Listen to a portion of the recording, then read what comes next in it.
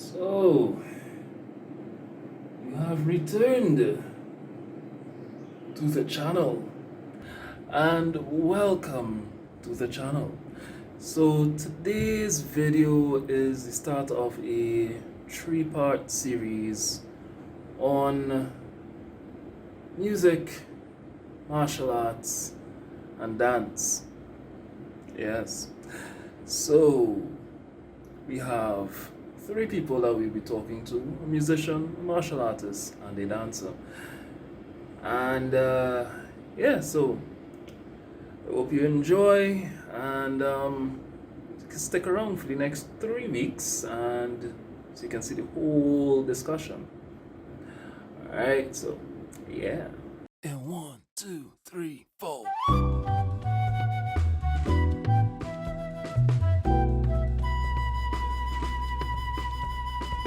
So what I actually wanted to talk about was the connection between dancing, martial arts, and music, because those are three things that I've been involved with over some years. So I brought a dancer, Farai Granderson, who is also a photographer, and am I forgetting anything?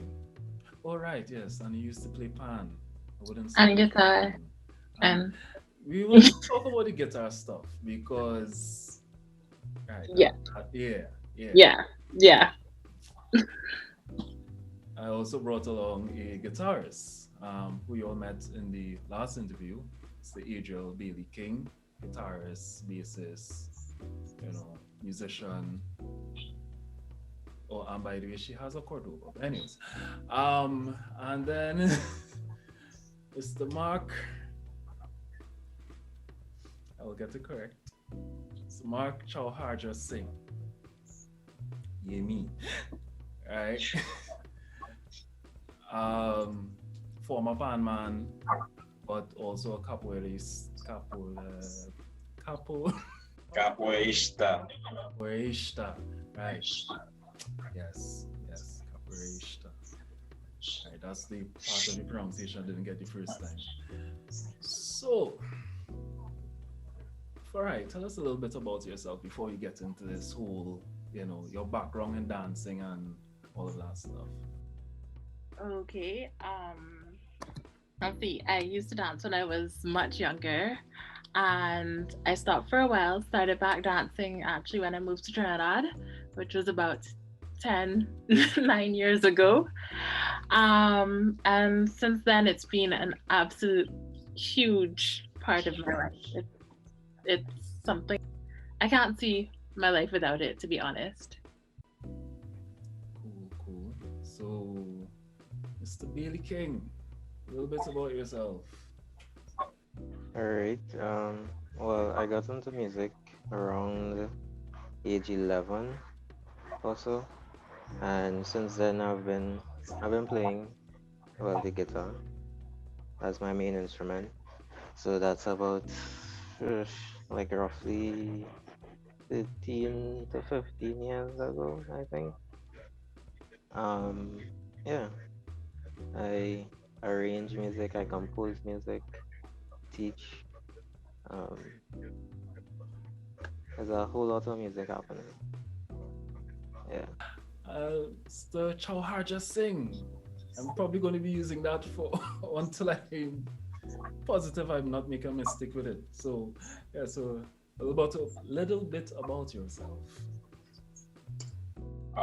So my first foray into martial arts was something like 33 years ago, give or take. I started with Shotokan karate. Never really got far. Got to green belt, did another style of karate. Got to green belt, did another style of karate just over July, August vacation. So I've tried my hand at 3 different styles of karate. Started playing pan something like 20 something years ago, 22, 23 years ago. But I didn't really consider my first few years because I was a school band. I really considered the start of my pan career when I joined Phase 2, which was in 2000.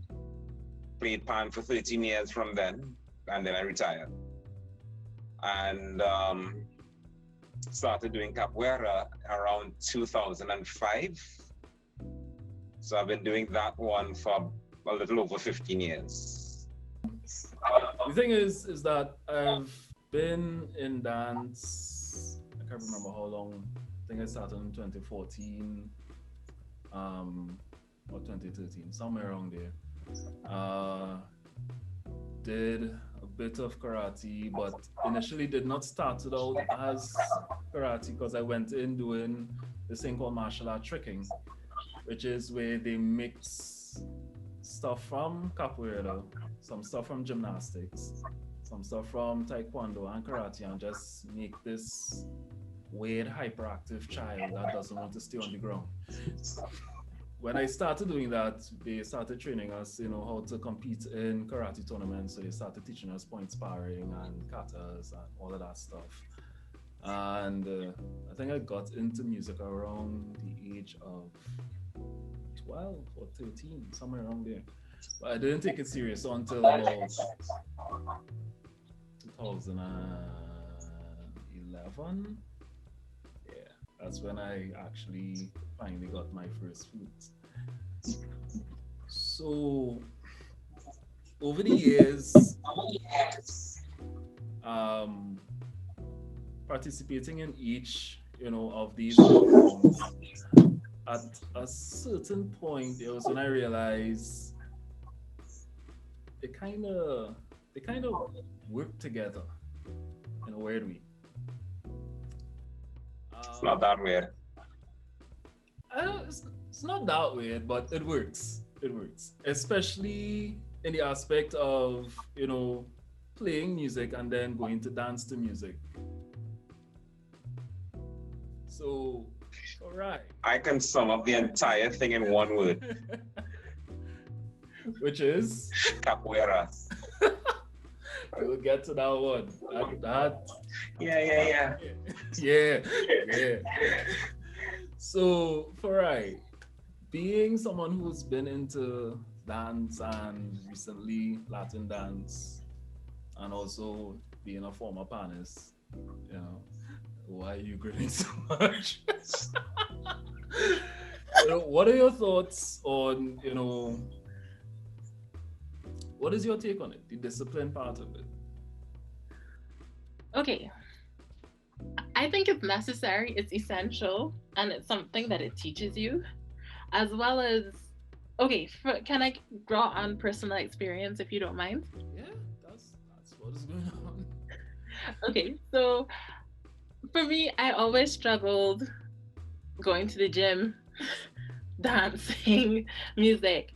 The discipline for that was always a struggle for me, but because I think with regard to dancing and music, there's something that I love. There are two arts that I love so much. I actually formulated this thing where I would try and get lessons or go to dance practices or psych up my friends to say, hey, let's go dance here, or let's go, just make it something that was more entertaining than just saying practice, and then finding ways to make that practice into fun, or even just having somebody behind you to say, you have your dance teacher who says, okay, come on Tuesday and Thursday, and then you say, okay, I'm going to do another dance class on Monday, Friday, just to fill that in, so that it's not necessarily, you still have that person behind you giving you that drive, but you're also getting the experience and you're still doing the thing that you love to do. So it kind of instills that discipline in you, and you actually try to find ways in order to discipline yourself in order to get it done, if that makes sense. Cool. So, Mr. Chauharja Singh. So, you said just now you can sum up everything in one word: capoeira. And you go off on that. I'm not even going to put any pretext or anything before that. You go off on that. All right. So to understand where I'm coming from, I'll tell you what my introduction to capoeira was. when I stopped practicing karate, I decided to start studying martial arts on an academic level. You know, nothing too serious, but read where I can, watch what I can, documentaries, even silly kick-ups and those kind of things. You know, and I came across capoeira, and it looked totally ineffective. Yet still, I didn't know the history, but I heard that capoeira is actually seriously dangerous, right? And I couldn't understand it. So they had a school in UE when I was in UE, and we're still there. And you know, I said, you know what? I need to understand how this thing can become effective. So I'm going to join. And now I fully well understand, and I've been doing it for over 15 years. But here's the thing about capoeira. We have, when we practice in a circle, or we call it horda, right?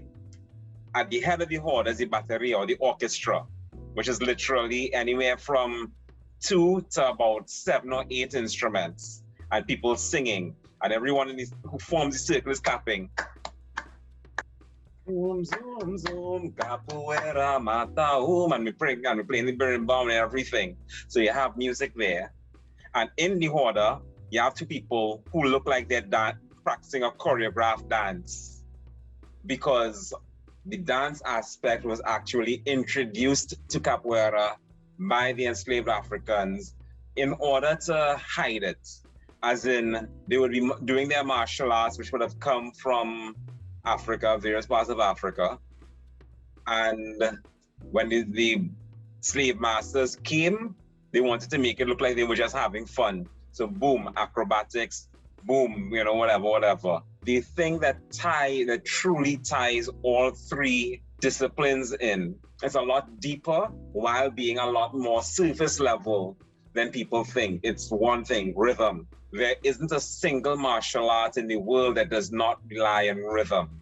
There isn't a single fighter in the world who, even if he or she doesn't know it, does not rely on rhythm. I mean, think about what rhythm is. Rhythm is timing. I mean, for you academic musicians, we literally call it a time signature, correct? If it comes down to someone attacking and you counter-attack, if you get your timing off, you're gonna get your tail cut. If you get your timing right, you win. So it boils completely down to rhythm. And what is rhythm but the basis of music? And then let's bring dancing in. And I mean, Farai, you dance to music, right? Chauharja, you dance to music, right? The connection between music and dance is so surface and so obvious, but the connection between it all and martial arts.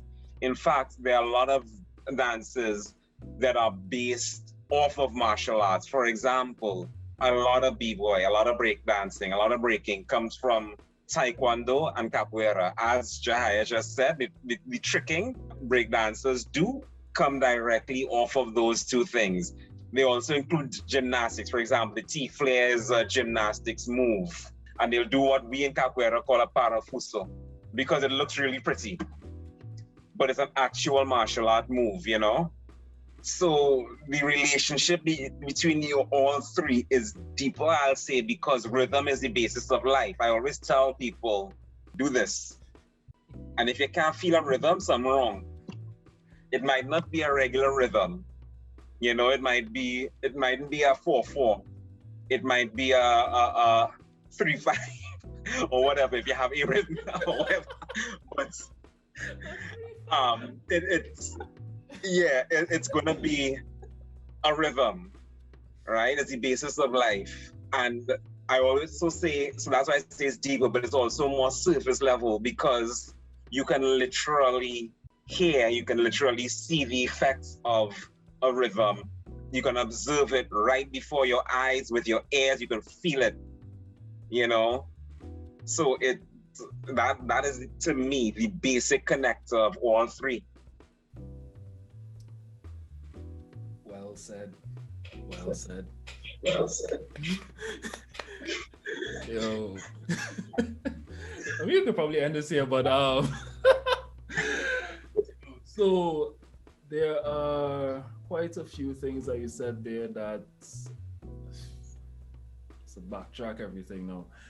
Because even in the martial art tricking arena thing, all of these things are actually mixed in to get it done, and there was always a rhythm. And there were some of the instructors that from the States and Netherlands, because it's a worldwide community. And one of the things some of the guys used to say is try and find videos of people training without music and listen to the rhythm of their footsteps on the mat while they're doing their tricks and while they're doing the moves. So that after a while you get acquainted to how your feet supposed to be on the ground. How much times your foot supposed to actually touch the ground. Because there are times I have I'm old enough now. There have been one or two dislocations that happened while training. And some of them, well, one of them was actually because of mistiming and actually pulled my whole shoulder joint out. Yeah, that was fun. And also having that rhythm and stuff, and even when it comes across to the dancing aspect of things, that aspect of rhythm is like very, very, very integral. And that whole put your hand on your chest thing, that is something you actually do when we're actually teaching children about beat and rhythm. You know, it's like everything has a beat. Put your hand on your chest. And usually that's with like the first and second years. So it's like some of them just put a hand in strange places because it's like they didn't to show where the chest is yet sometimes. I'm like, no, it's up here. Because they're watching me with my hand here and they're still going, so here, right? But that's why your eyes lit up when I said that, because it's an actual teaching tool you use. Yeah, it's an actual teaching tool. So with that aspect of, you know, rhythm and music, dance, martial arts, I think, Adriel, you told me that at some point in time you did do some martial arts somewhere early on in your life. Not martial arts, dancing. Dancing, right? Dancing. Yes. What type of dance though? Ballroom and Latin dance. Oh, Yeah. okay. It was for a very short period. It was like about 6 months, maybe to a year, if so much. Yeah.